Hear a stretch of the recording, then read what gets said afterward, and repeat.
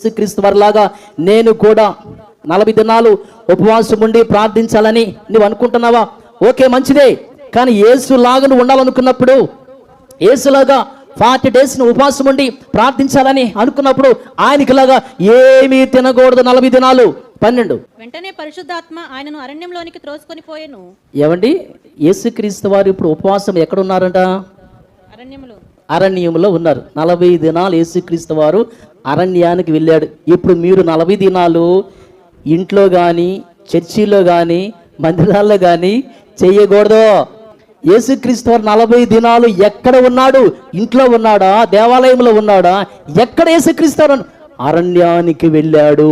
అంటే నువ్వు కూడా లెంట్ డేస్ ఆచరించాలంటే అరణ్యానికి వెళ్ళాలి.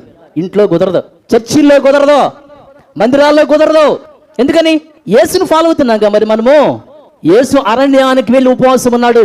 మనం కూడా లెంట్ డేస్ ఎక్కడ పాటించాలంటే ఇళ్ళ దగ్గర, చర్చిల్లో కాదు, అరణ్యానికి వెళ్ళి పాటించాలి.